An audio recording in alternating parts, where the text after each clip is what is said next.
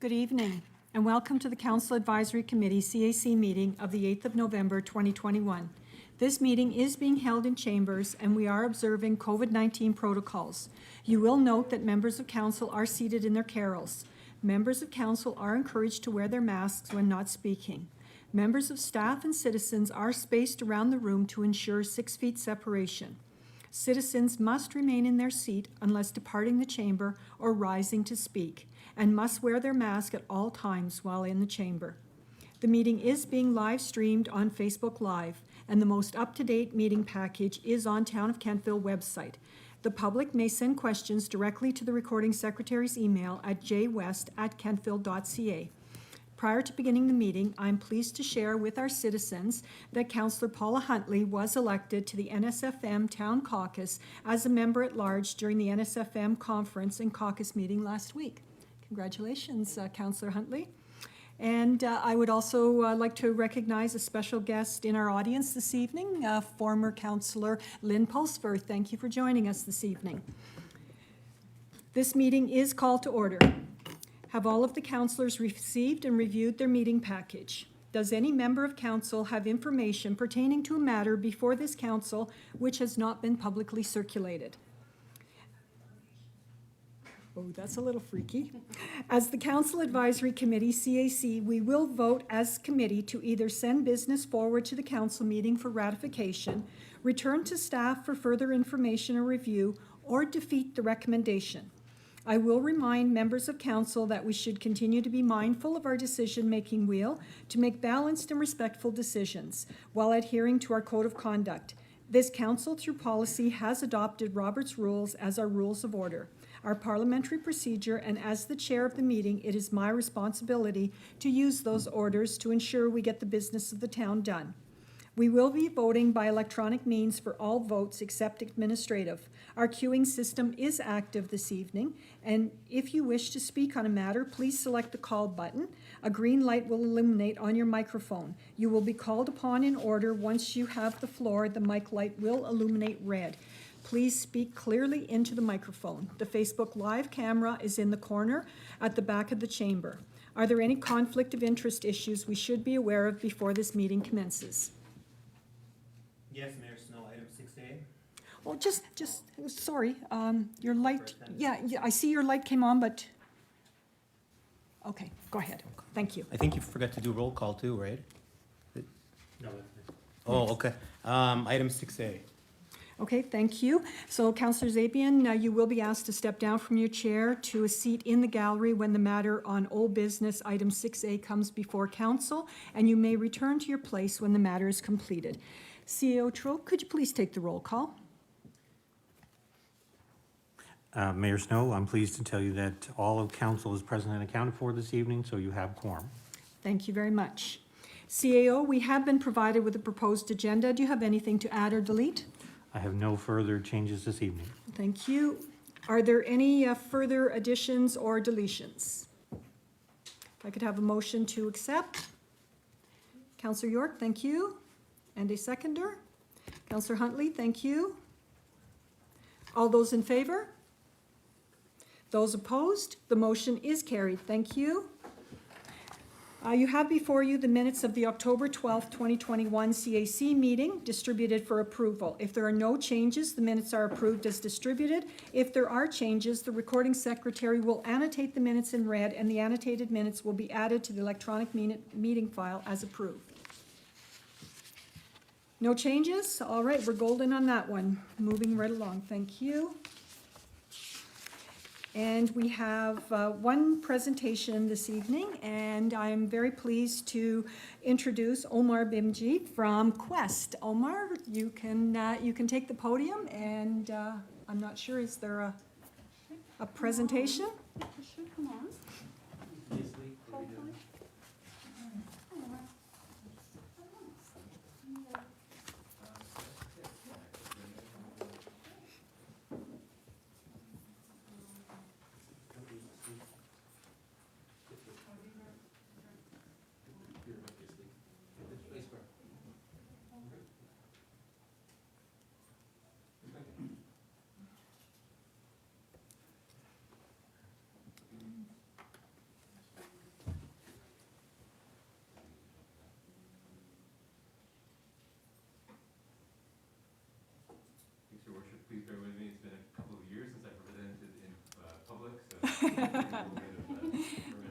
We can't wait. We're really looking forward to this, Omar. We hear the work you're doing is pretty incredible, and so we are looking forward to it.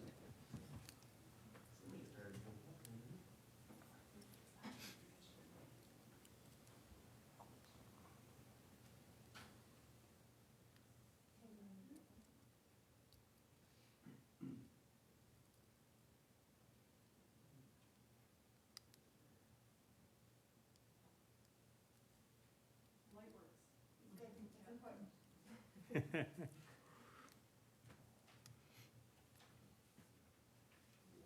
go.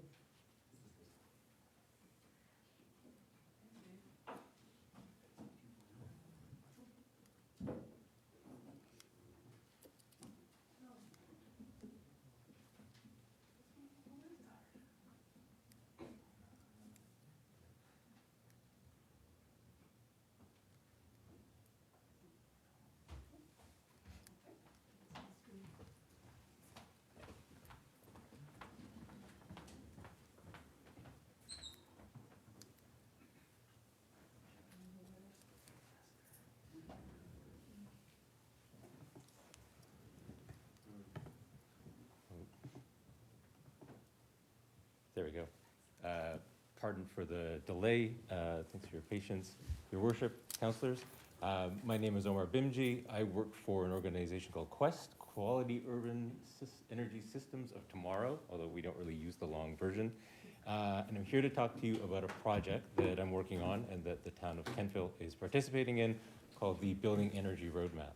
I'm going to be doing this a lot if I have to keep my mask on, so just bear with me on that one as well. So Quest is a national nonprofit organization. I'm among the most eastern of our staff, and we go all the way out to the province of Alberta.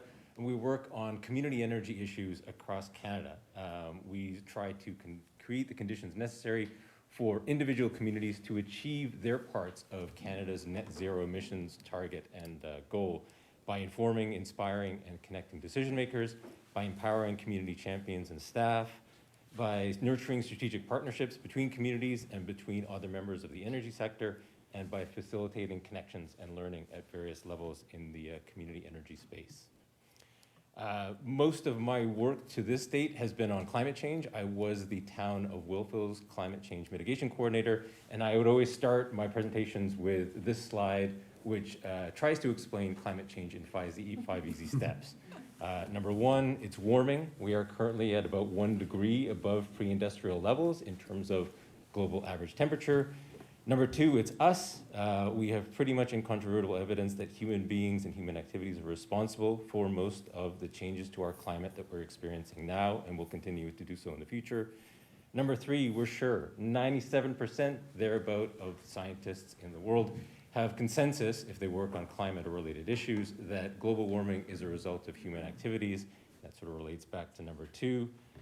Number four, it's bad. As I mentioned, 1 degree change in global average temperature. That's probably less than the temperatures changed outside since I started talking, and doesn't really mean much to us in our day-to-day.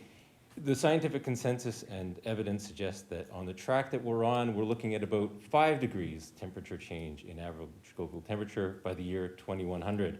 And again, that doesn't seem like much, but all of the modeling and all of the evidence tells us that a 5 degree change in temperature across the world is the stuff of nightmares. We're talking about whole countries rendered uninhabitable, communities and cities underwater, rapid and massive changes to our lifestyle on Earth.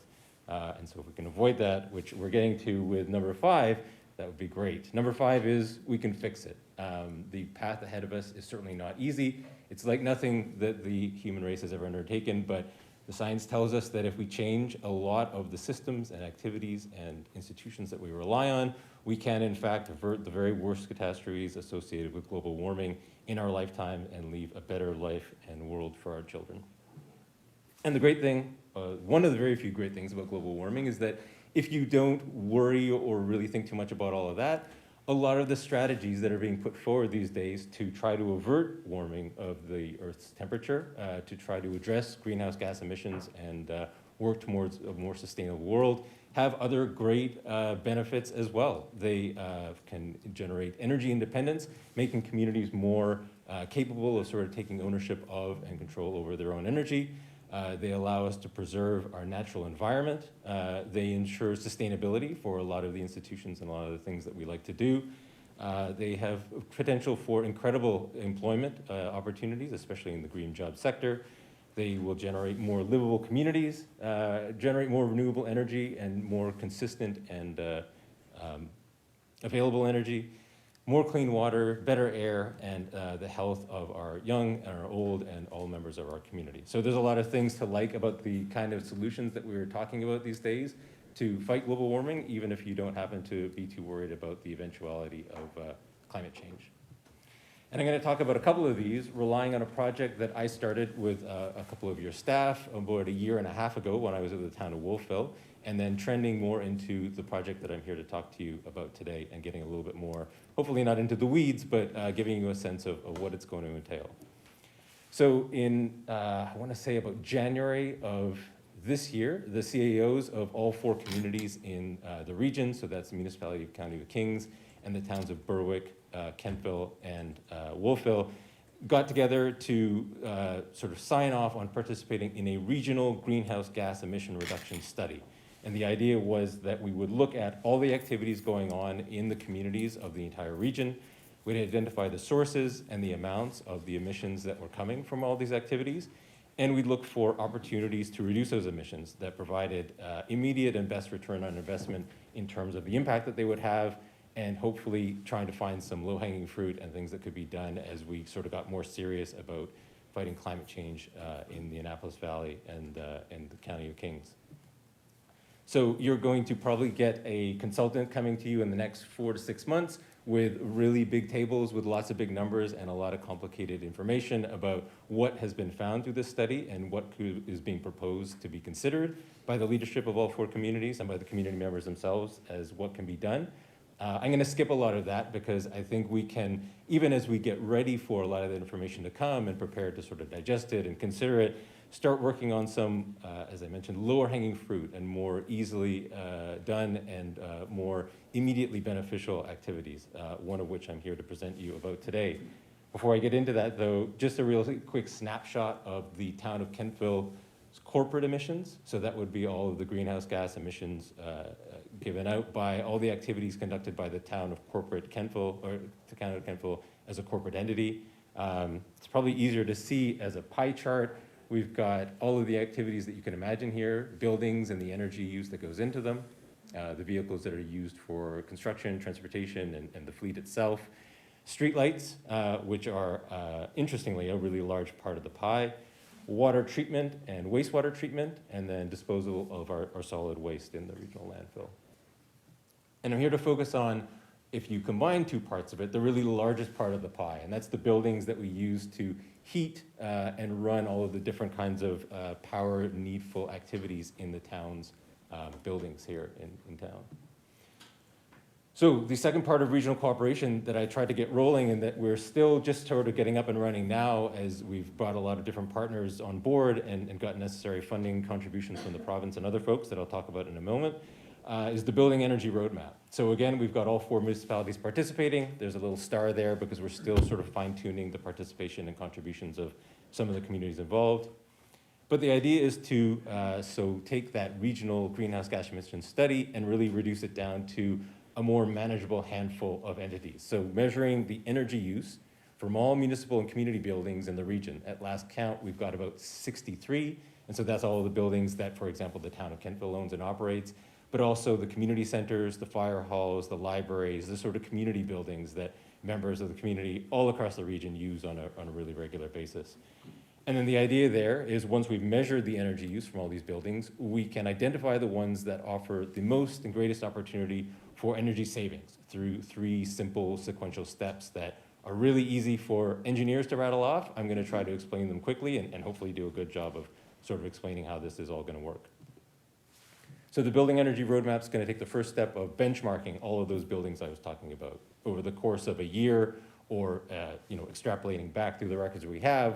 We're going to try to track the energy use in all of those buildings and then compare them amongst the portfolio that's generated. So if we can get all 63 buildings, we can look at all the fire halls and determine which ones are doing the best in terms of energy use and which ones are a bit leaky, a bit creaky, and in need of help.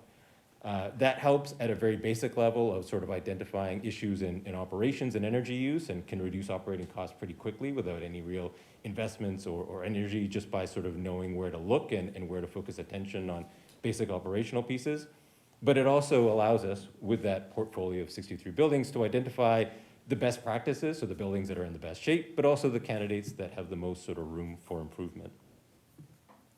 Next step, once we've identified those room for improvement candidates, is to take about 20%, 15 to 20% of those buildings, and identify how energy is being used in them. So go into getting a little bit more granular about electricity, about fuel use, about the different systems that are there, and then trying to identify, again, mostly at the operational level, so just ways of sort of fine-tuning maintenance and things like that, practical and cost-effective energy-saving measures that can reduce energy use and lower the associated operating costs in those buildings. So that's probably going to be about, I'd say 15 buildings, 10 to 15 buildings out of the portfolio, but we'll sort of see how things shake out once we've benchmarked them. And then again, identifying the worst offenders in that group for further analysis and study. So the third step is taking those worst offenders or lowest hanging fruit and creating pretty detailed engineering models of how the buildings consume and use energy. This allows the engineers that we're working with to analyze how different changes or proposed actions could change the annual use of energy in these buildings, and then provide a pretty detailed analysis of what that would mean, both in terms of the work to be done, but also how that shakes out in capital terms. So what the life cycle analysis of the building is, what kind of return on investment different measures could accomplish, and what kind of energy changes we could realistically look to accomplish by pretty substantially retrofitting and renovating these buildings.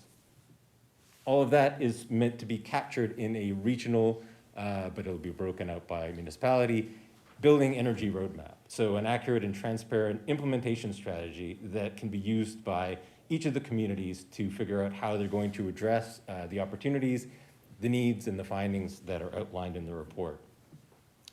These are all the information is going to be captured in a software program called Energy Start Portfolio Manager. This has just been started this year by Efficiency Nova Scotia to try to capture energy use from as many buildings on a voluntary basis as possible in Nova Scotia. So rather than just with this project benchmarking and understanding all the buildings in the region against one another, we'll be able to compare them to all of the buildings all over the province that have been put into this database and really get a sense of the relative performance of each building against a growing portfolio of buildings that are going to be in there. And then over time, because none of this work is going to be stretched out over potentially years and decades, the information should remain evergreen. So once we've tapped these buildings and supplied the account information, Nova Scotia Power is going to be able to keep on updating the profiles of the buildings. So in 5 years, if we go back to look at any one of them, we'll still have a pretty good and solid sense of its energy performance and what can be done about it. On that last note, there are emerging opportunities, especially for communities and municipalities, to get a lot of external help and capacity to address what would be anticipated to be coming out of these reports or these findings. The Federation of Canadian Municipalities, maybe about 4 months ago, launched the Community Buildings Retrofit Initiative. And so this is taking municipalities everywhere from the first time they look at their building and doing basic benchmarking, all the way to pretty substantial grants and zero interest loans for capital costs when they get to the point of retrofitting them. Efficiency Nova Scotia also has a lot of programs dedicated towards helping all sectors of the community, but really focusing on community buildings and publicly owned and publicly used buildings to try to look for those opportunities as well. Efficiency Nova Scotia was the first efficiency utility in Canada and still leads in a lot of the best sort of practices, not only technical, but also knowing where to look and knowing where you get the most bang for your buck in terms of people to bring on board, buildings to target, the kinds of benefits that you can get in terms of air quality, livability, and so on. So we've got them working with us as well to help identify which of their programs might apply to the buildings that go through the project. And then the private sector is becoming more and more interested in the idea of taking over and trying to maximize the amount of energy that can come out of these kind of projects. And so there's private financing through different what are called energy service corporations. They basically take over the capital costs and recoup their investment based on the savings that they guarantee are going to come out of the changes and the upgrades that they make. So this is a relatively new thing in Canada and Nova Scotia. I think there's only one community New Glasgow that's actually been through working with an ESCO. But we're learning more and more about the process and about, the risks and rewards of this potential opportunity. So it's something that could be on tap for the communities to look at as well. So I've been talking for a while. I hope nothing's really technical in here. I'm not an engineer, so I get this as, from my non-technical background, so hopefully I can do a good job of explaining it. But that's the idea, to take all of the buildings in the region, and the town obviously, and look at them from an energy cost savings and emission reduction perspective, and chart out the most transparent, functional and strategic way that these buildings can be addressed, their emissions can be reduced, and the energy costs can be reduced commensurately to that, so that we can create a longer lifespan for them and reduce the impact that they're having. That's it. Thank you very much for your time. Happy to field any questions if there are some. Excellent, Omar. Thank you so very much for that presentation. Are there any questions for Omar? Councillor Zabian. Thank you, Omar. Just, and you may have said it, I know you said that this was agreed in January. How far along are they, I guess, with all the units? Or how much progress have they made so far, and how long do they anticipate the whole thing to take? Good question, and there was a slide that I missed that was in there. I mentioned that we're working with Efficiency Nova Scotia. The other group that's really core to this is the Environmental Sustainability Energy Technology Program at the Nova Scotia Community College. We're bringing students there from their second and their first year to do a lot of applied and practical learning. So they're just getting up to speed now. This is sort of for the second years, this is their capstone project. They're just starting to reach out and get energy data to start putting in the initial set of buildings. We're hoping the first round of benchmarking can be done before the end of the year. Then the walkthrough audits and the more detailed studies are going to happen in the winter, early spring. And we're hoping to have the whole report ready for councils to review towards the end of the summer and hopefully sign off on in the fall. So we should be wrapped up within the next, I want to say 11 or 10 months. But COVID and other things are, obviously going to throw wrenches in there. So that's our best guess at this point. Okay, thank you. Deputy Mayor. Thank you, Worship. Thanks, Omar. It's a great presentation. Just, you talked about the community building retrofit program through FCM and there being no interest loans available. Do you know if there's any entities that are providing just basic grants that will not be repayable? So FCM has, each of their programs is different, but they usually have a grant and a loan component of Combined. what they're doing. Efficiency Nova Scotia is the same, depending on what kind of building and what kind of project you're looking at. They have those different pieces. So I think it really depends on the outcomes, what opportunities and funding programs are going to be available. But the folks that we're working with, a local engineering company called Equilibrium Engineering, have and we do as well, pretty good faculty with a lot of these programs. So as the report comes together, we'll be able to highlight what are the different funding opportunities that apply to the different buildings that are looked at. Wonderful. Thank you. Omar, I had the pleasure of sitting in on a webinar this summer with regards to the retrofit for municipal buildings. And one of the things they were talking about was the fact that we were going to be able to partner with nonprofit groups within our municipalities, which is quite incredible. And I've just started the course on this, the online course. So I've got module number 1 under my belt, and starting the new module this week. So it's quite interesting. But again, thank you for your presentation, Councillor Maxwell. Thank you, Omar. Great presentation and very interesting. Now, my question may be a little premature, but I know we're just getting started on this, but is there any kind of long-term deadline that we hope to start seeing some results from the studies and the look at different buildings and things like that? As I mentioned, a lot of the technical outputs will be ready on a rolling basis over the next year. We hope to have the full study and report in front of all 4 councils by early next fall. From there, the anticipation is that it's like a plan or a roadmap that, the various councils and the community groups that we're going to be working with as well, doing a lot of the public buildings, can use this for their decision-making as they plan for capital investments, if it comes up with any kind of other upgrades, accessibility, and so on. So the hope is that this will be like a long-term guide as that consideration of building retrofits is available to the different communities. I don't know what the timeline is. I'd love to see it all under our belts by 2030, when we've got a lot of national, provincial, and so on deadlines for trying to address energy use, but we'll sort of see how it shakes out and the different opportunities that come up. Great, thank you very much.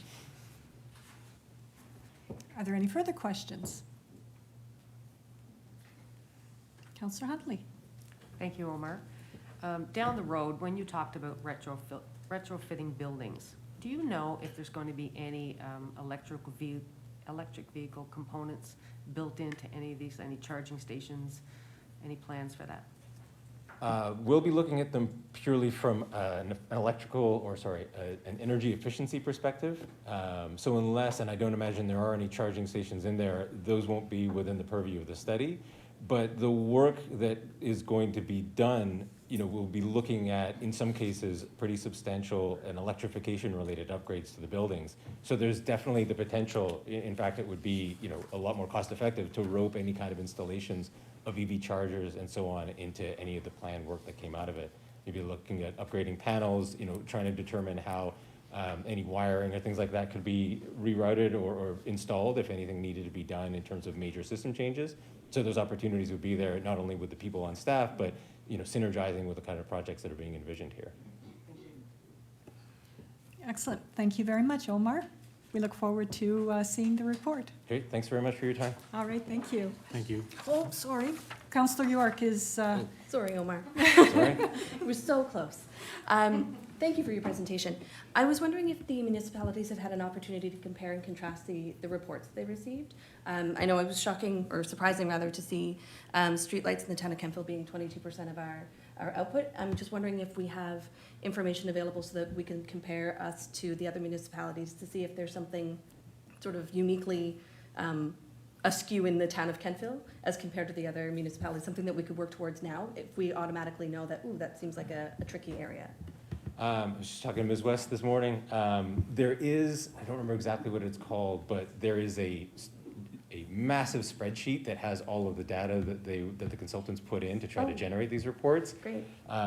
They can be difficult to navigate, and I haven't had a chance to look at it yet, but I assume, at some point we can start looking at correlating like the data spreadsheet, streetlight use and things like that with population size, streetscape, the other sort of things to determine whether, this is kind of like benchmarking, looking at the 4 different communities and trying to figure out, well, why is Kentville's 4 times higher than Wolfville's if, the towns are relatively the same size?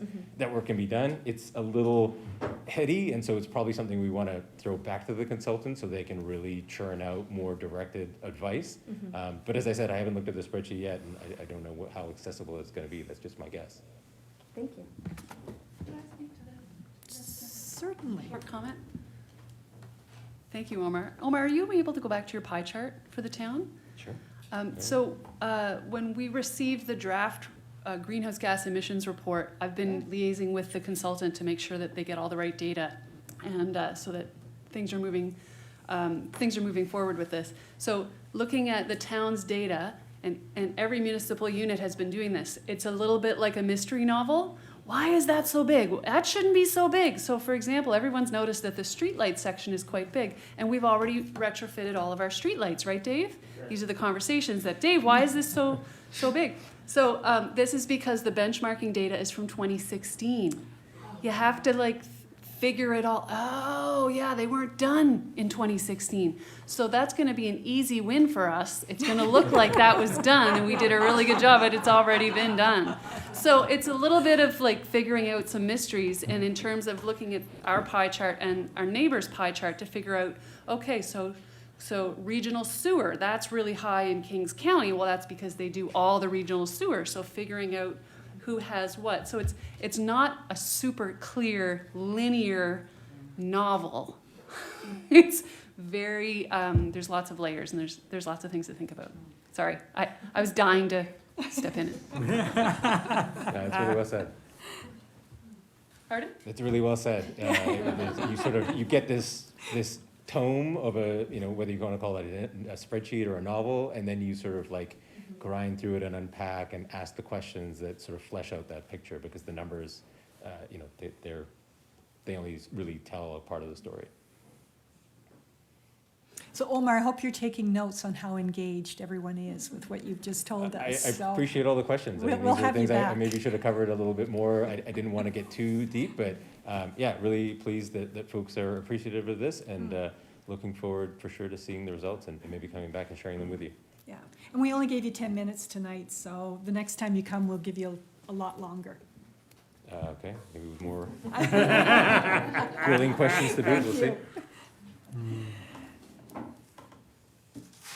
The directors have provided their reports for your review and are present if there are questions. CEO Strobe, could you please introduce our department reports and recommendations?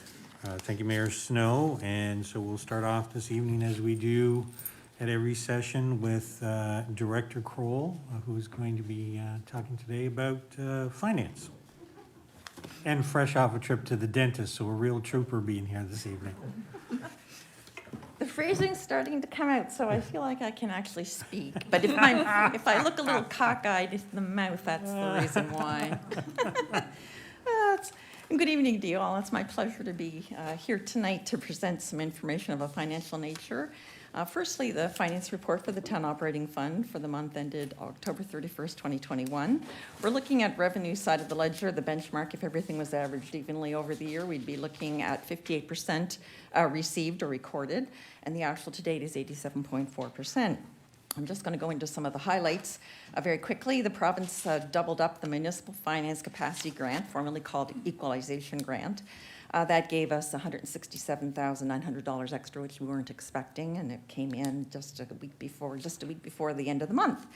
Other unbudgeted, oh wow, okay, other unbudgeted revenue received, which is sitting at all in conditional transfers, relates to the federal government, sent $16,300 for Canada Summer Jobs for the summer students.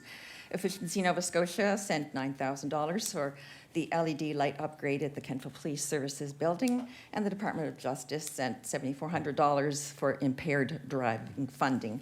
On the expenditure side of the ledger, the benchmark, of course, would remain the same at 58%. Actual to date is 64%, slightly over that benchmark. It's caused by third quarter payments or annual payments made to our service delivery partners, and this includes the Kentville Volunteer Fire Department, the Kentville Water Utility, King's Transit Authority, Valley Waste, Kentville Business Community, and the Regional Library, so that's why those percentages are slightly above the 58% benchmark. Turning to the outstanding taxes, the current year's tax levy outstanding at October 31st is $207,171, or 97.9% collected. This compares to last year's percentage of 97.7%. Total property tax outstanding at October 31st is $208,849, and this compares to last year's figure of $238,515. This equates to 97.9% collected, as compared to last year's figure of 97.5%, so we're a little ahead of last year. Sanitary Sewer Area Service is the next report, Schedule D. This is for the quarter ended September 30, 2021, and we're looking at a benchmark of 50% if everything was consumed evenly over the year.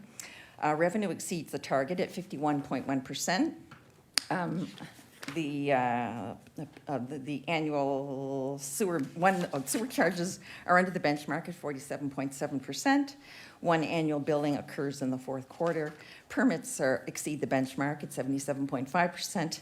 Miscellaneous revenue includes a portion of the settlement related to the recent Sanitary Sewer Area Service arbitration. Financial transactions between the parties took place in October. On the expenditure side of the ledger, total expenditures are over the guideline at 53.7%.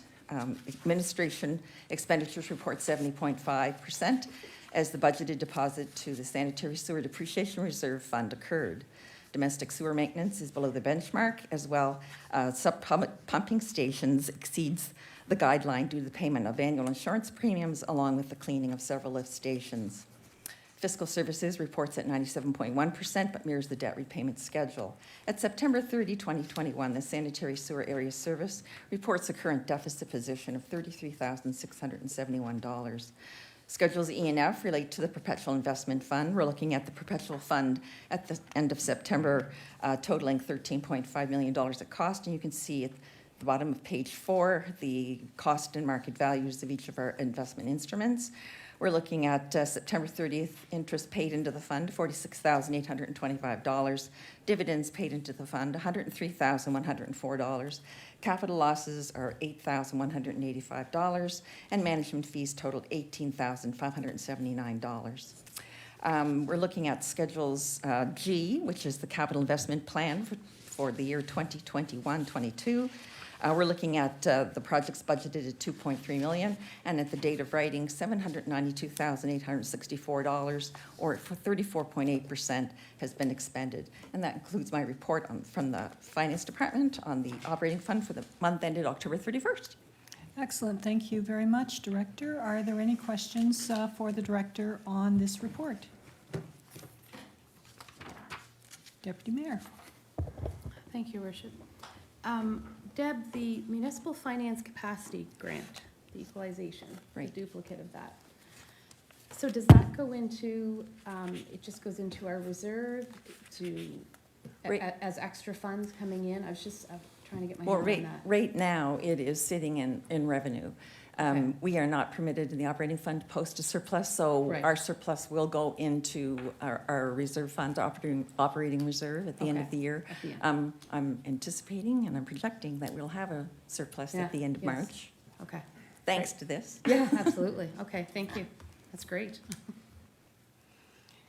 Director Kroll, I know I've asked you this question before, and I know we've talked about it before, but just to clarify for our citizens, you know, as our Director of Finance, are you confident in the integrity of our financial management processes and our audit accuracies? Yes, we have some of the highest financial structures in the province, actually. Our auditor gave us that note when we had our audit committee meeting this year. So yes, we have very strong internal controls and whatnot, and our audit firm has been very pleased with the ability of how deep he can dive into our general ledgers and whatnot. So I have 100% confidence that all our numbers are accurate to the penny. Excellent, thank you very much for that. And your next report, please. Your Thank you. This projection. is, my second report is on the projection report. We project to extrapolate what we hope to end our March 31st year end, March 31st, 2022 year end at, and this is extrapolated with information known at October the 31st, 2021. Revenue is increased this month by $213,100. This is my second report, of course, on projections, and most of that increase in revenue comes from what I spoke of a few moments ago, the doubling up of the old equalization payments, or the municipal finance capacity grant. $167,900 came in, and $32,700 also came in as conditional transfers from the upper levels of government, from the federal government and from the provincial government, as well as the Department of Justice and Efficiency Nova Scotia. So that's basically where the bulk of the extra revenue came in. All that was unbudgeted. Those monies were not unbudgeted at all. On the expenditure side of the ledger, we're looking at expenditures increasing $13,300 for my last report. In total, we're expecting expenditures will end the year over budget at $13,700. Under police protection, we are up around $13,100 in that department, and this mostly relates to programs. $9,100 has been added there for the custody and detention of prisoners, as a bill came in from the RCMP just a week ago on the number of prisoners that we held in our cells. It exceeded the 30% threshold that they had in the contract, so we have to pay that difference. That's a $9,100 increase. Under fire protection, we're looking at the hydrant area rate was paid to the water utility based on the formula from the Utility and Review Board. This was $11,900 increase. However, on the revenue side of the ledger, we also had that same, we billed that out to our citizens, so it's really a nil effect to the town. And Recreation has indicated that they intend to be $14,000 under their budgets. All told, we're looking at most of it coming from the facilities related to other parks and maintenance in the other park systems. So all told, we're looking at a surplus projected at the end of March 2022 of $216,600, and that's my report. Excellent, thank you very much. Are there any questions for the Director on this report? There being none, thank you very much. Thank you. All right, moving on to our Planning and Development Department Director's Report. Thank you and good evening, council.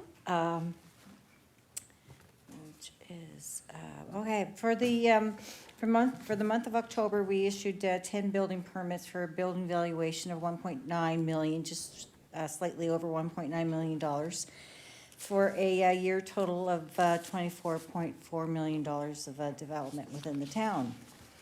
Ryan's Park, construction of the townhouses have begun. There's been quite a few calls about interest in those units.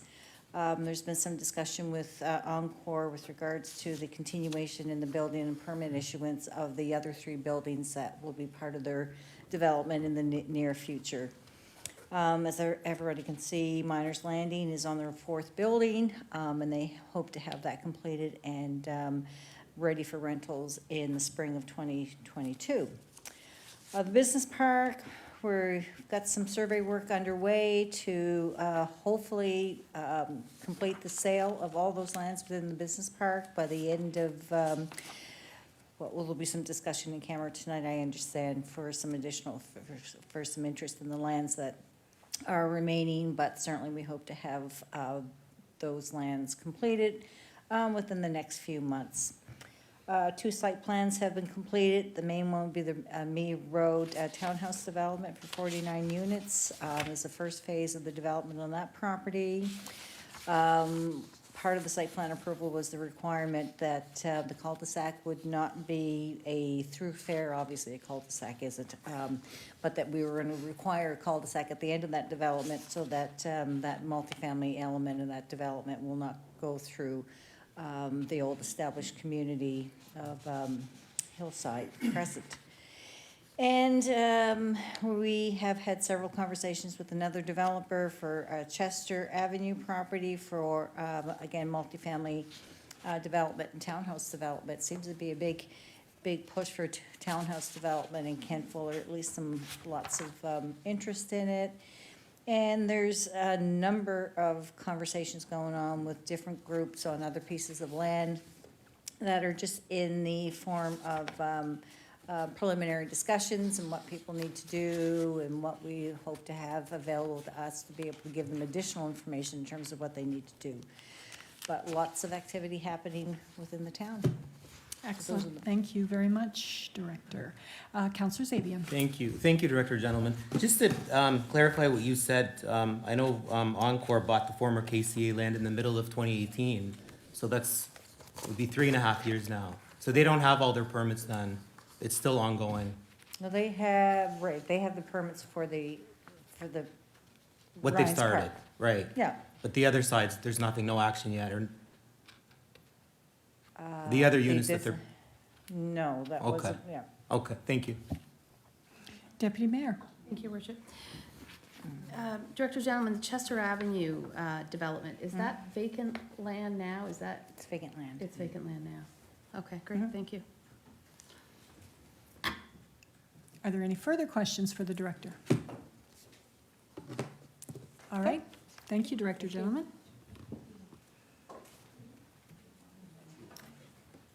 Community Economic Development, CAO, did you want? Sure. Just a couple of things, as folks are aware, with the VIC closed, and then there was a request from our good friends at the Department of Health with regards to testing clinics, so we've been able to use the VIC for COVID testing over the last week. The KBC Town of Kentville Under the Gazebo Entertainment Series is wrapped up. That wrapped up in October. And the public artwork by Alan Syllaboy, which we were ready to reveal, but due to unforeseen circumstances, Mr. Syllaboy is not able to make it, so that did get postponed, but we're working with him to get another date. The public garden is finally open, and planning for the holidays festival well underway. I know that Ms. Young has been very, very busy trying to make sure that everything gets pulled together and goes off without a hitch. And so that work is underway, and let's all hope for good weather. So that's the report. Excellent, thank you, CAO. So reserve that evening of November 19th in your calendars, please. That will be our holidays kickoff. All right, were there any questions on that report for the CAO? No questions? All right, Director Bedingfield, whoo-hoo, you're right up there. Parks and Recreation. Keen, I'm super keen. Good evening, council. You have my report, and I'm happy to answer any questions. A few things I wanted to highlight. You'll see I did a bit of a preamble here. I just think it's important to thank a few staff and give them a bit of a shout out. One being to Jerry, and most people think that the pumpkin people come from a slew of people. It's one person. And he's quite phenomenal. So not only does he make 300 pumpkin people with some help to make the bodies and stuff, I will say that, but he also makes all of the props themselves, the majority of which are left over from whatever it is departments need to get rid of. So it's pretty impressive. It's our own recycling program.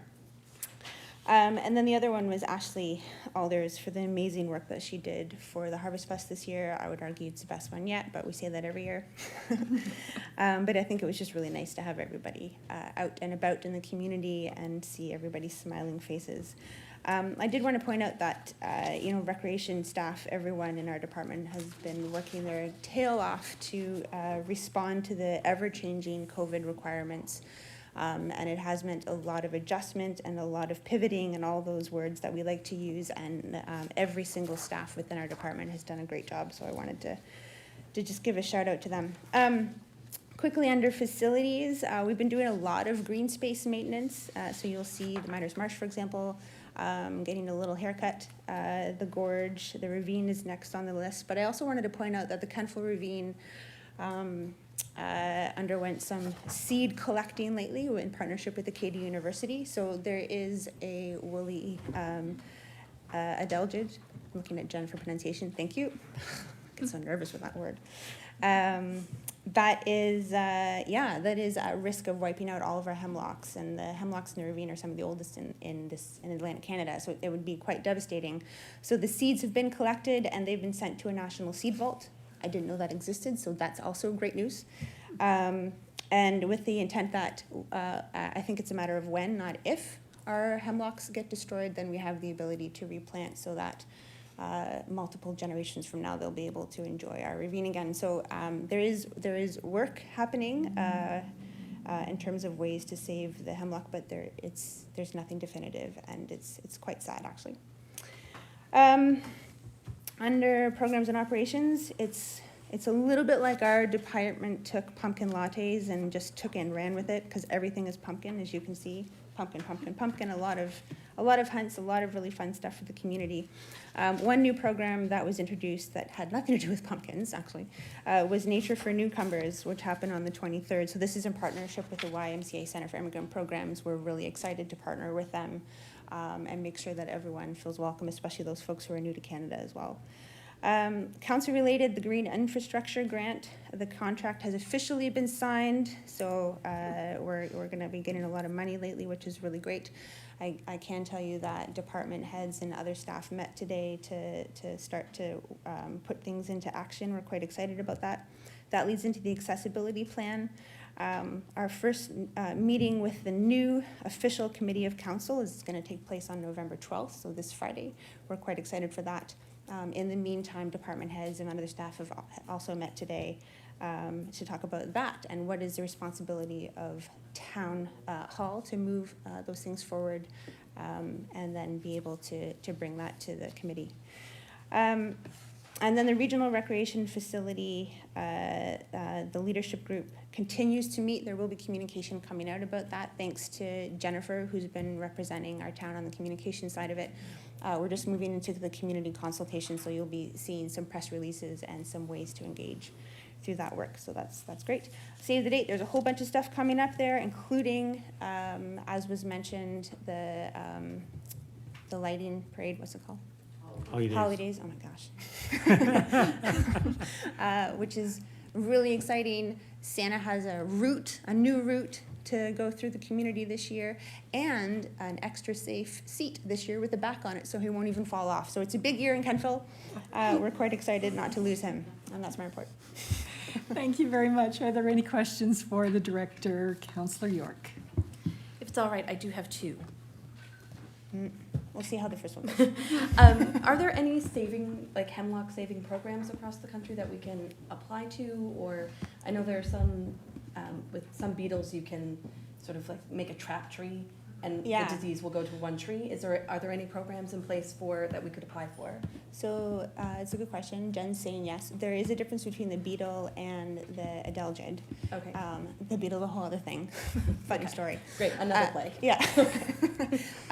But they're, we're looking into funds. There's also, I know community has reached out to some folks around a GoFundMe program, so we're diving into what that might look like. But there actually is a vaccine that you, Excellent. yeah, you'll be pleased to know, that is about $200 a pop per tree. So it is expensive. There is a forest on the South Shore, I believe, that just raised $200,000 to vaccinate as many of their trees as possible. So the idea is that you can save a substantial number, and then they themselves could regenerate as things go on. But if you take a trip to Keji, you can see where the devastation is already hit. Kevin and I actually went to a Woody Adelgid seminar last year at Keji. It was very informative, and we were the only two people not biologists in the room. But there's lots going on, and it's interesting actually as you see it come across the country, the way that different provinces are responding to it. Some are very aggressive, some are letting it lie. There's a lot of work, but we're looking into lots of funding opportunities. And my second question, unrelated to vaccines for trees. As we enter phase 5 with double vaccination requirements for a lot of programs, or at least for a lot of facilities, if not for the program itself, how are we as a rec department staffing that kind of staff? Because it would require, I'm assuming, additional staff, or at least reallotment of staff for those types of administrative positions. Yeah, so the programs that you need to register for, you need to show proof of vaccine, either ahead of time or upon arrival, and that's just the staff that are running those programs. The only place that we've actually required additional staff to date is at the arena. So when you go to the arena for public skates, so if you rent from the arena, like Acadia Minor Hockey or Kentville Silver Gliders, that organization is responsible for making sure that everyone who attends has their vaccination card. And then we work to make sure that that takes place. For public skates, we have hired someone who stands at the door checking proof of vaccination. We have to figure out what that looks like with the indoor walking at the soccer dome. There is additional costing, not as much as there was before, actually, because we had safety officers in previous, the first couple lockdowns, whatever lockdown we're on right now. As it starts to become more of the norm, people are getting to be a little less reluctant, I guess is the word. Thank you. Councillor Maxwell. Thank you. Just wondering, when will we be able to see some progress on opening the ravine from the bottom end, so down towards Miners Landing, that area, and moving through so that seniors and people with disabilities have some access to the ravine, because right now they really don't.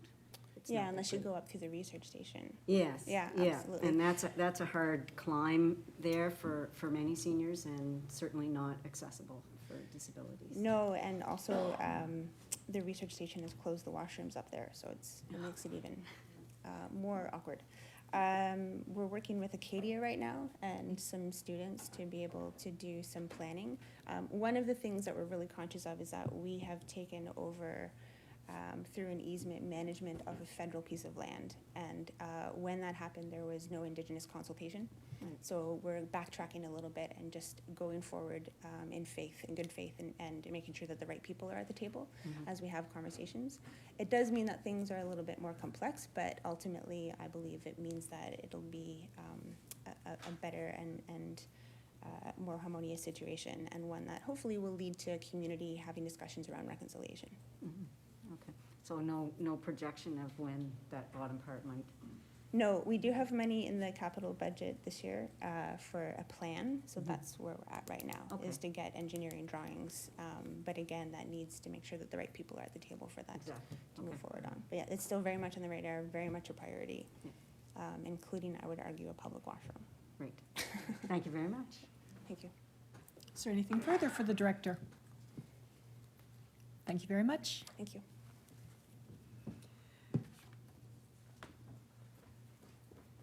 Councillor Gerard, do we have a report from the police, for the police commission? The chief, not from the commission, no. Okay. The chief. We All will right. have one at the council meeting. Okay, thank you. Chief, the floor is yours. Good evening, everyone. I will do the highlights of the reports that I sent to the Police Commission last month and attempt to answer any questions you may have. So from financial perspective, the operating budget as of September 30th was at 49.3%, which is where we want to be at that time of the year. There are a few areas I'm watching. One is office expenses at 90%. We had 2 large invoices that came in July that were misassigned, or misfiled from the police end. They've been adjusted, so they should be okay for next month. Operations and maintenance, which are generally vehicles, we're at 89%, and we've been having trouble with our vehicles this year. A lot of them have been getting fixed for a variety of reasons, and our warranties have been up. As mentioned earlier, custody and detention of prisoners, we had a $9,100 invoice we weren't expecting due to usage, and I can attribute that to the longer we're with prisoners with the courts being shut down. We stay longer with them in cells and keep them with the jailers, so it costs us more money, and has been this year. And also, maintenance and other costs are high at 78.1%, but as mentioned earlier, we received a rebate from Efficiency Nova Scotia, so we should be in good shape overall with the operating budget. For capital budget, around $48,000 was assigned for a new vehicle this spring. The quote was around $48,000 in May and went up last week to about $63,000 for a new car. And we were not able to get a car, and we still can't get a car. Deputy Chief Smith was able to acquire a new Durango, which is an SUV, which is a larger vehicle, for $66,700, with some savings in the capital budget with total overage of about $15,000. So we've moved ahead after discussion with the board, and we're going to get a new Durango in December, but it's going to be over in our capital budget for sure, at about $15,000. From a calls per service perspective, there's nothing unusual in the calls in this period or the bylaw report. The report was constructed a little differently to add some background to the categories in case certain questions of what these actual categories meant. We had some speed sign data downloaded for the last few weeks of September, and surprisingly, it was quite low. On Acadia Street, it was average of 42 kilometers an hour. Chester Avenue coming into town was 64. Prospect, the average speed was 40, and Belcher, the average speed was 51. Those are obviously moments in time. When the sign hits the vehicle, obviously, we know people are driving faster than that from time to time, but those will get our attention in enforcement capacity going forward. The only call, I guess I'd mention that really wasn't in this report that was on Facebook last week was we had a call of tampering with candy for Halloween candy. Luckily, it turned out to be just one child took some candies and put them aside for later, and another child found them and took them home, and they were wrapped up, and they called the police. We're still going to go ahead with Health Canada assessment just to be sure, but we believe this was all in order, nothing malicious. So I went through the highlights pretty fast, but if there's any questions, I'm happy to answer them. All right, Chief, thank you very much. Are there any questions for the chief? Oh, they're letting you off easy tonight. Sounds good, thank you. Okay. And moving on to Engineering and Public Works, Director Bell. Good evening, Your Worship and Council. Again, I'll do some highlights as my other directors did as well. Under the Kemple Water Commission, operationally, the month of October was uneventful with a few new residential and commercial connections. We are exploring sites for a new a replacement location for the business park water tank as it's nearing the end of its useful life. We have identified 2 possible locations, both of which are east of the existing tank site, but at a higher elevation, which will better service the undeveloped land around the D.E. Hiltz connector road and improve operation flexibility with the existing Prospect tank. So the ideal thing is to have those 2 tanks the same size and at the same elevation, so one can fill the other and improve operations. The next step is to negotiate with the landowners to acquire the land for a future build. Under sanitary sewer and service, area service rather, similarly, the sanitary sewer saw a few new connections and no major operational issues. Public Works crew have been busy with normal fall activity such as hydrant repair and preparing the winter works fleet for the unavoidable snow and ice control season coming soon. Traffic Authority, as I mentioned in last month's CAC report, I attended the Board of Police Commissioners September meeting and have since researched the newer solar strobe crosswalk lights used in our neighboring towns of Wolfville and Berwick. They don't light up the crosswalk like our current overhead traditional RA5 lights, but the actual effectiveness for driver attention is much greater due to the strobe effect. And since they're solar and they're essentially wireless one to the other, they can be installed at a fraction of the cost. So we will consider the use of these in future street crossings as they come up. Under projects, the big capital project this year has been the Burke subdivision upgrade, and it's nearing completion. The pipework is essentially complete, and the curbs are now in, and they have begun reinstatement behind the curb of lawns and driveways in preparation for the base coat of asphalt to be placed within the next week or so. Several other small projects, capital works projects are nearing completion, including stormwater upgrades at several locations throughout town and repairs to a section of the dike and storm sewer outlet along the south side of the Cornwallis River near Shannocks.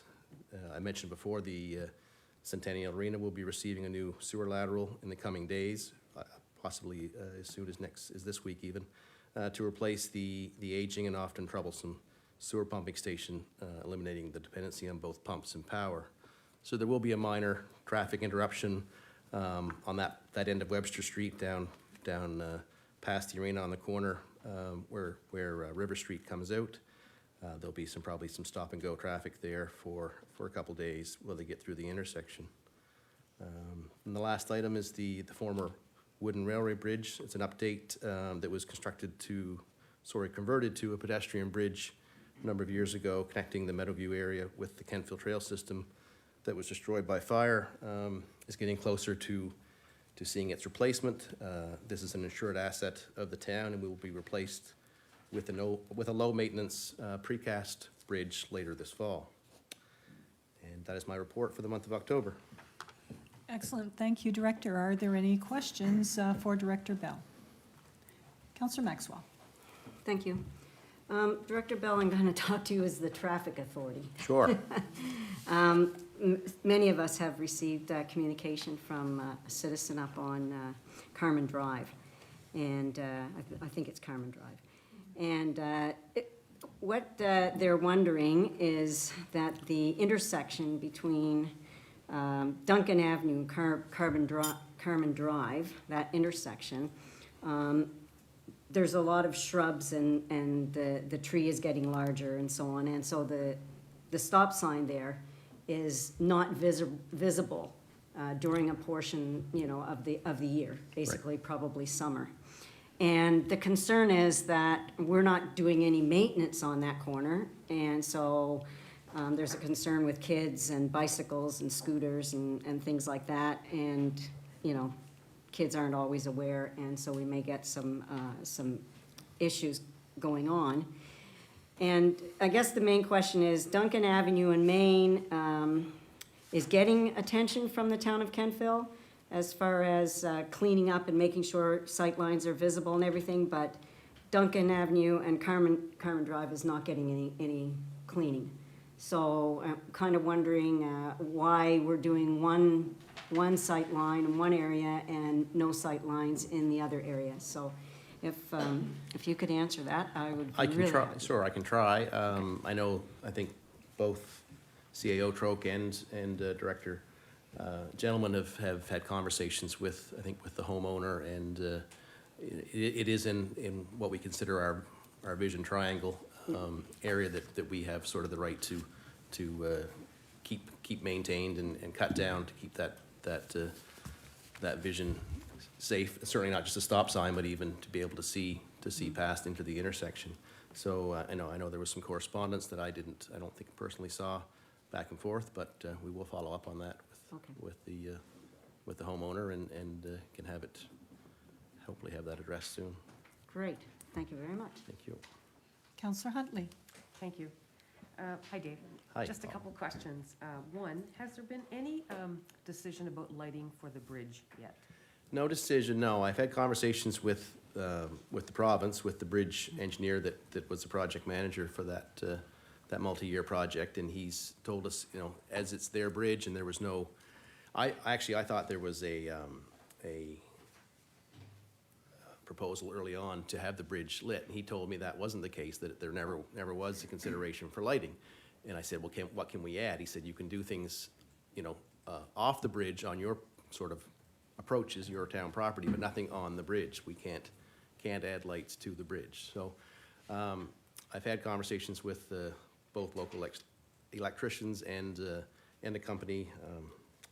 Mayor Snow gave me their name, LED Road Lighting, something like that, not quite correct. And they were supposed to get back to me with some options, and they really have, other than a preliminary conversation, they haven't given us much in the way of ideas. It would have to be, you know, a fairly high pole, and a wooden pole would probably not look great on either end of the bridge, and there's lots of pipes and other things, not so much power, but mostly water and sewer on the both ends of the bridge. So it would be difficult to auger or sink a whole, you know, a pole or a light standard there, and don't know how much that would help on the you know, in the middle of the bridge where I think it's the darkest. The approaches aren't so bad, but it's the actual center of the bridge where it's a longer span bridge than the old bridge, and the old bridge had the lights that were along the riverside there that were poles, or are, they're still there, but of course it's lit and the bridge isn't there. So I haven't really gotten as far as I'd hoped to get. We put an item in this year's capital budget of, I think, 40 or 50,000 to do something, but haven't had any solid solutions as yet. Thank you, Dave. And You're my welcome. second question is, I know you talked about the solar strobe lights, and I really like them in Wolfville, but is there anything we can do with, when vehicles pull up to three-way stop signs and they're not stopping, they're just driving through like the 401, is there anything we can add to those stop signs that make it more visible? They can have a flashing red light in addition to the standard stop sign, octagon. Some of those are solar. I think they've probably done that in the past, have they, Chief? Different places. You've seen some solar red lights. Easy if they are solar. Certainly they could be hardwired, I suppose, but at a higher cost and more risk of damage. But I know what you're saying. It catches your eye quicker than just the stop sign, because the three ways, you know, some of the subdivisions, they didn't used to be there. I know the one not, you know, right where you live, and I have mistakenly ran through it once myself, because when I used to live up there, it wasn't there. It wasn't there. It was a straight through. Making notes. Grant was a through street, and Murray, is that Murray? Yes. Yeah, Murray was the stop sign. Yes. But now it's a three-way, and I did it once, I haven't done it since. But it is something, once you're used, you know, when you're used to it not being there, and then all of a sudden it is, it's something that can happen. But we can look into the solar, they go on top of the stop sign or below the sign, and that's the only I can think of that would be a attention grabber, we'll say. Okay, thank you, Dave. Welcome. Councillor Maxwell. Thank you. Just a thought, when we're trying to make something more visible. In Berwick, they use a lime green, fluorescent lime green strip down the pole yeah. of their crosswalks. See, yellow to green, yeah. Right, for and sure. so maybe cheaper than a light on a stop sign might be something like that. Yeah. That, because they really stand out, you know, you can really see those crosswalks. Yeah, they're coming typically up. on the crossings, whether Yeah. that's, and I'll have to check with to see if that's something that's acceptable on a stop sign. I know it is become a bit of a standard on crossings, but yeah, it's a reflective strip that Yeah, catches the headlights, you know, even in the daytime, it's Even in the bright, but daytime. in the nighttime, it really, the Yeah. headlights do reflect off of Yeah. it. So that may be an option if it's permitted Yeah. under the Motor Vehicle Act. Okay. Counselor Zabian. Thank you. Thanks, Director Bell. A few citizens have mentioned to me, coming off of Dalhousie and back onto Acadia, that there might potentially, we might want to look at putting a three-way stop there, especially with that new street. Forgive me, I forget what the name of it is. It's not University. Mount Vincent, up Mount farther? Vincent. I was close. I had the university. part Right, I mean, it's up away from the Yeah, but intersection. I think just to maybe help with the traffic flow coming out of there, if that's something that maybe in the future could be looked at. Acadia Drive is a collector or connector, Bev, I guess. It's a collector road. You don't typically see them on collector roads like that. But you know, being it's the main feeder, it's a wider road, and eventually we'll go all the way through to the Hilts Road when it's built. But you know, yeah, I think it's been discussed in the past to have one at Dalhousie. Gotcha, thank you. All right, are there any further questions for the director? No further questions? You're off the hook, Dave. Okay, Thank thank you. you. CEO, your turn. Thank you. Just a couple of quick updates tonight. So provincial health order, obviously, we're in phase 5. Council is considering its own COVID-19 policy with decisions around that at the next council meeting. Town is anticipating its rapid tests coming in within the next 2 weeks. So once we receive them, then they'll be available for staff and anybody entering town hall to be able to use. As per the budget conversation earlier, there is a surplus situation. Major capital equipment is arriving in November. So the largest capital project at Southburg subdivision is finishing up. And as you heard Director Bell talk about the Meadowview Trail Bridge, the replacement, we're expected that the precast concrete bridge, which is on order, will be coming in later this month, with likely the installation date of that early in December. The staff training committee continues to grow in size. We have more and more staff taking part. And so one of the first pieces of work that they're undertaking is there's a full review of the town human resource policy. The intermunicipal service agreement, a number of meetings happened with the CAOs, as there's also a meeting with mayors and warden. Accessibility, the internal committee continues to meet, obviously looking at going through the action items, but this is also intertwined with our accessibility, our active transportation meetings, because there's a large number of obviously capital considerations on both of those, and some of them intertwine with each other. On the housing and homelessness side, Kenful and the Portal invited a number of municipal units together along with the nonprofit community to discuss some of the current conditions and issues faced here in the Annapolis Valley around housing and homelessness. The group came together with a few documents which have been forwarded on to Housing Nova Scotia and to Department of Community Services with a phased request where they're looking for some supports from the province, and this is mainly with regards to rapid housing initiatives. The town of Kentville itself, along with its municipal partners, would act as an intake opportunity. So if any individual were to present themselves, or if we were to become aware of somebody accessing any town services who might need some supports, we would work with the nonprofit community in order to be able to facilitate that.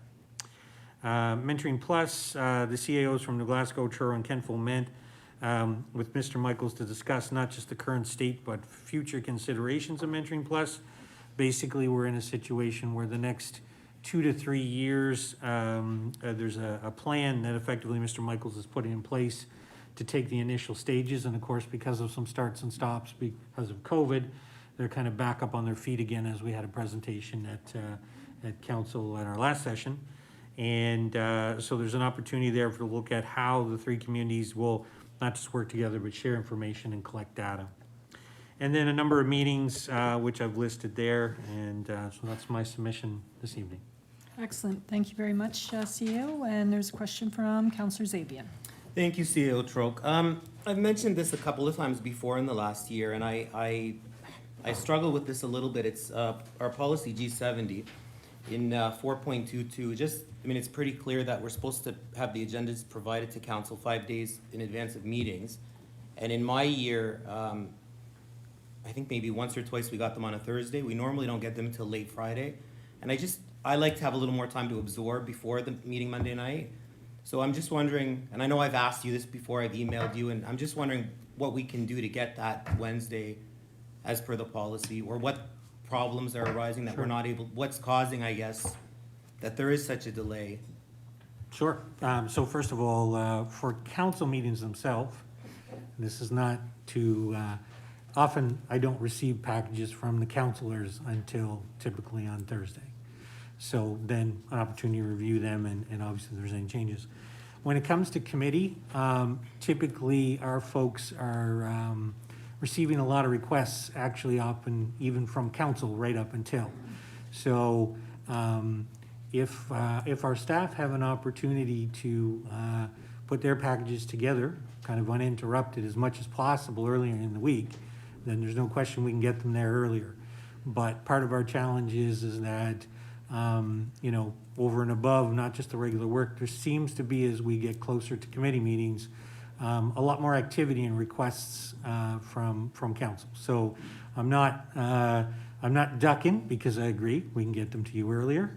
But also there's a two-way street on if the requests ramp up, it's very, very tough for them to be able to get their documentation in if the work that's coming their way ramps up on a Wednesday and a Thursday. And, yeah, thank you. And could we, I know myself, I get them in early, but I'm only speaking for myself, but perhaps because there's a month there, maybe the council side of it, we could get them in maybe the week before, and then you'd have them ready for Monday or Tuesday, and then they could be dropped in the package. I mean, we're filling them out, so it's just a question of shooting them in there, right? You got Just, it. it would be nice to follow the policy and to have them. I just, like I said, for myself, I like to have a little more time to engage. Sometimes there's a lot of information there, and I find when it hits Friday at 3 o'clock, that's a lot to absorb. Thank you. Understood. Councillor Maxwell.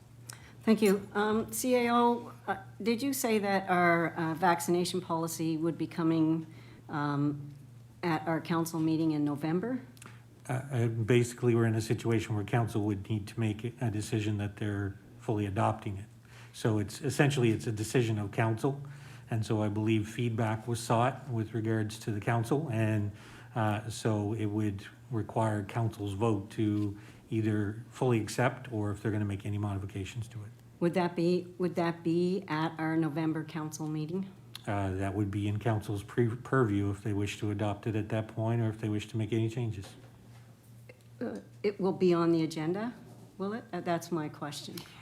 Are you talking about our COVID policy or Yeah, vaccination? Our COVID-19 vaccination or, you know. No, it's policy. COVID-19 policy, Okay. it's not a vaccination policy, although vaccination is. It's part of it. Yes, Okay. yes, but it's a COVID policy. So is that on the agenda for November?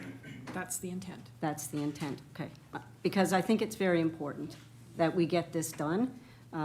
There's rumors circulating within our community that we have one, if not more, people on council that are not vaccinated, and why are we not doing anything about it? And so I'm just, I mean, I don't know, I haven't asked anybody here about their vaccine status, but, you know, I just think it's important that we show the way. And I would have expected it to come back in October, and now we're delayed to November, so I'm hoping it will be on that agenda. Thank you. Thank you. And just for clarification, it is not a vaccine policy, it is our COVID policy.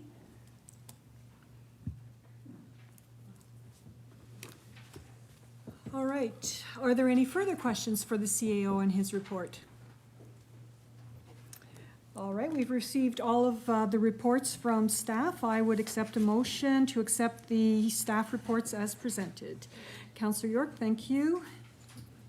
Thank you. It has been moved and seconded that staff reports be accepted as presented. All those in favor? Those opposed? The motion is carried. Thank you very much, staff. Truly appreciate your time this evening. Thank you, everyone.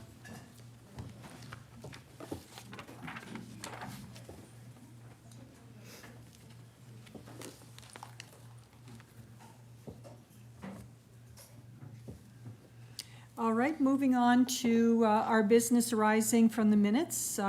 We have a request for decision with regards to Mike's Clothing. And Councillor Zabian, if you could step away. The time is 7:19. Councillor Maxwell, you have prepared a request for decision for council for reconsideration of a defeated motion from the October 25th, 2021 council meeting. Do you wish to speak to your request for decision? Thank you, yes, I do. Thank you. Go ahead, please. Okay, so I've asked to renew this motion, basically because I feel that we need to have a few more questions answered. I think that council maybe rushed to judgment on this decision. I'm not sure, but when I went home, I just thought there were a lot of questions that weren't asked and that personally I would like to have answers to as well. And some of these questions include, how long does it take for a buyback to complete? How long would it take if the developer contests the buyback? How long could this be tied up in litigation? Would the purchaser continue to pay taxes during litigation? And I'm wondering what, if any, information our solicitor can give. I know that some of the decisions were based on the fact that we weren't getting enough money from the land yet. Building wasn't up, so we weren't getting taxation. Well, I'd like to know some of the answers to some of these questions, and I don't think anybody around the table can answer them for me, so I just thought we need to bring this back and have a little bit of a further discussion so that we can make sure that the decision is the way that the council wants the decision to be. So that's why I brought it back. Thank you, Councillor Maxwell. CAO, did you wish to speak to these questions? Sure. So first, just for all council, included in your package tonight is also some supplementary documentation, which includes the August 22nd, 27th information with regards to the purchase, the signed extension from June 29th, the October 5th CAO letter requesting additional information, and the October 8th and October 12th construction and finance letter with regards to the property. And I think within those documents, there's significant information with regards to some questions if you had them. With regards to buyback and litigation, some of that information I'm actually going to defer to the solicitor. I guess the pieces I would point to is that the buyback agreement did have very specific dates in it with regards to completion, and those dates weren't met. There's also a requirement within this that the purchaser of the property was to require to give notice should they not hit any of those dates, and those notices were not given. And effectively, the last document that was signed in June stated that this is the final extension with regards to these dates. So I think when you look at that documentation, it at least gives you kind of the picture of the information with regards to just the facts as to where we were. When it comes to litigation time and buyback, I think on that one I would defer to the solicitor to respond to that. All right, thank you. So, Your Worship, I'm not going to answer those questions. Okay. But I did want to speak to process on Certainly. this. Councillor Maxwell hasn't used the language, but I believe what she's saying is she'd like to bring a motion to council at the next council meeting to rescind the motion the council passed. And you have to actually give notice of that to council. So I think we could probably take notice of that, but before council, you could confirm that. Because council's adopted a decision. It's the decision of council. It's not a decision of this group, although it's the same faces. This is a committee of council. You don't make decisions, council makes decisions. You can make recommendations to council. So from that perspective, you could talk about issues to make a recommendation to council, but quite frankly, the very first issue here is whether somebody is going to change their mind. Because so Councillor Maxwell's saying to you, I'd like council to reevaluate this, and if one of you isn't prepared to change their mind, well, it doesn't actually require changing the mind. If one of you isn't prepared to second her motion at council, it fails. And so I would suggest to you that if you're going to have a discussion about this issue here tonight, that you focus on that issue first. Is anybody prepared to second that motion at council? And Councillor Maxwell may still bring her motion for rescission at the council meeting, with the hope that even if nobody expresses willingness to second her motion at council, that between now and then they will. But at least it gives Councillor Maxwell some indication of how people feel today. Because without that seconder, it doesn't proceed at council. And it's, if that decision gets rescinded, that then there can be another motion put on the floor and debated. But really, the issues around rescission are simply, is somebody going to change their mind? Or rescission, are enough people going to change their mind? But initially, is there even going to be a seconder of the motion at council? And so if you focus on that, you don't have to get very deep into anything else, I would suggest, at this stage. All right, thank you very much, Solicitor. So Councillor Maxwell, do you have a member of council who voted on the prevailing side to second the rescinding motion? Well, before I answer that question. No, I don't think there's a. So, but. Yeah, but if I there could- is. I went to Robert's Rules to Sorry. figure out how to do this. Yeah. And Robert's Rules Councillor, directed please. me to renew the motion. Yeah, so the legal opinion that I'm giving the CAC and council is that's incorrect. There's a motion that's been passed. It has to be rescinded. But to the mayor's question, I don't think that the councillor has to answer that question. So she doesn't have to come here tonight and say, I have a seconder. Okay. That can be the discussion. Is anybody prepared to second it, for example, if that motion comes forward at council? Tonight, there may not be anybody who expresses an interest in seconding it. That doesn't prevent you, Councillor Maxwell, from still bringing that motion for rescission forward. Okay? Many of you may have heard this in the context of reconsideration. Many municipal units actually have rules around reconsideration, which includes rescission. You don't. So that's where you go back to Robert's Rules and figure out what's the process that applies here. I've talked to the CAO about that. It would be nice to have some rules around what we generically think of as reconsidering decisions and timeframes for doing that and those sorts of things. But that's for another day. So Your Worship, if I might, the discussion could be, is there somebody who's prepared to second it at council? And because that then, like I say, perhaps gives Councillor Maxwell some valuable insight for how she might choose to proceed in a couple of weeks' time. All right, thank you very much, Solicitor. Councillor Gerard, you. The solicitor made my point. Okay, thank you. Is there any member of the committee who wishes to speak on this matter, or who wishes to provide a seconder to Councillor Maxwell with regards to this motion?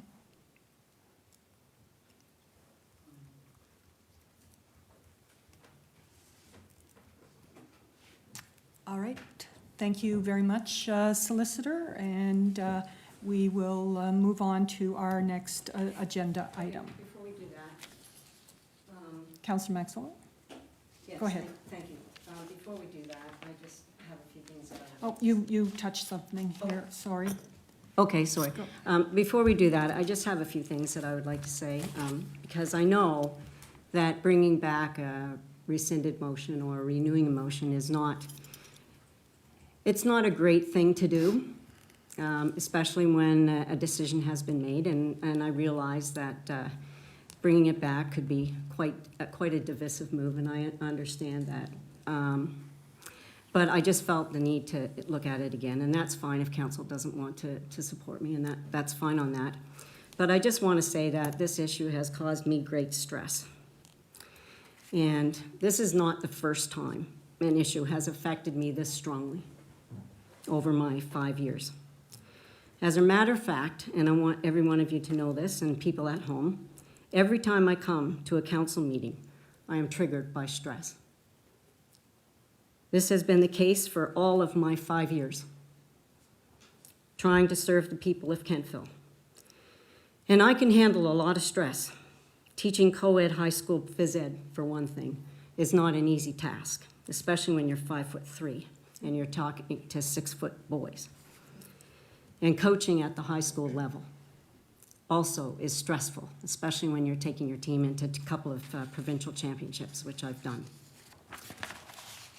In my professional opinion, I look at all this and I think it's caused by poor leadership. We have heard all about the issues with our staff, and I can honestly tell them they are not alone, as some on council are experiencing the same. Frankly, I've had enough. If I went to see my doctor tomorrow, I know I would be put on stress leave. I've already had a couple of conversations. Perhaps it could even be called PTSD now, as stepping into this environment is very distressing for me. Mayor Snow, you are absolutely right when you've told the people of Kentville that you are responsible for council and what happens on council and what you call in your house. I believe it's time for you to take that responsibility seriously, and I am asking you to do the right thing and resign. Thank you for listening.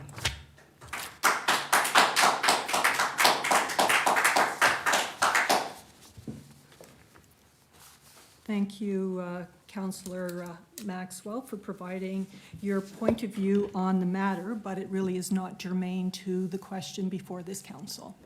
So we'll move on to our next matter of business. Councillor Zabian, you can return to your chair, and the time is 7:31, please. Thank you. So our next order of business is council appointments to Committee of Council. So you have within the documentation, there should be a sheet with regards to our selections. However, we have a couple of our committees with no one taking the uptick on those things. So if you could have a look at this again and consider changing your choices or adding some more committees to your selection, it would be greatly appreciated. And if you could send that off to Ms. West, that would truly be appreciated. And the list will be prepared for review and voting at the November meeting of council. And members of council will have an opportunity to speak to committee choices at the council meeting. Councillor York, did I see your? You finished answering it. Okay. Okay, very good. So you all have this sheet. If you could look at the blanks and see if that fits within something that you would enjoy. The other thing I'd like to add is that our Source Water Committee has 2 members on it. And our Water Commission is composed of 3 members of council plus the chair. And of both of those, I am the chair of those meetings. So get your choices in to Jennifer, and you will have a new sheet. Okay, Deputy Mayor. Thank you, Worship. So just when I'm looking at this sheet, I see King's Transit, KCA, PTA, Kings Point to Point. Those are the 3 main ones? That's correct. That you need individuals for. But I see in this, so I see Councillor Zabian, Kings Point to Point in the second part, so what does that mean? In the second column. In the second column? Alternate. Oh, because some of them need alternates. Okay. So that's, he put his name down for that. Okay. Yeah, so some of our committees do need alternates because we always need a member of council there. Would you prefer to have this completed tonight? No, No, no, okay. there's no reason for it to be completed tonight. Okay. You can get your choices into Jennifer prior to Wednesday, as as Councillor Zabian pointed out. I think that there's an old version. I'll make sure that the Yeah. new version with all of the, I see that your selections are on there. I hear the, The ones that you pointed out are, Because I remember when you and I were talking, it was like 1, 2, 3, so is this your fourth and your fifth and your, so I think maybe not everybody did that, but I know for me, I primarily focused on my main 3. But like, I'm happy to go back on source water and water commit, I have no issue with that at all. But I probably didn't want to get to 7, 8, 9. and some people offered 4 or 5. Okay. So it wasn't consistent, but we did our best. And this table doesn't reflect Councillor York's selections. I recognize that, I apologize. All good, yeah. Okay, thank you. Councillor Zabian. Thank you. Perhaps, and I guess maybe Jennifer would be doing the grunt work of this, but maybe we could get a list of how long some of these councillors have served on some of these committees, the ones that are already there. As I said at the last meeting, I think it really behooves us to switch people around and to try new things. When you're on a committee for 4 or 5 years, I think you've probably extended your lifespan on that committee, and it'd be nice to move people around and try different things. So if we could have that maybe before we finish that would be nice to know. And not the right time, but I have to echo every word that Councillor Maxwell said. Thank you.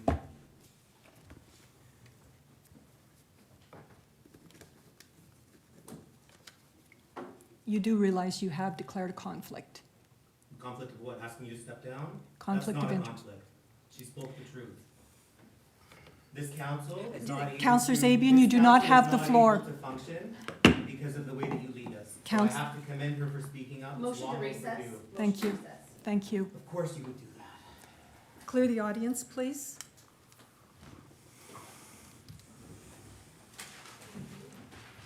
Time's 19:36.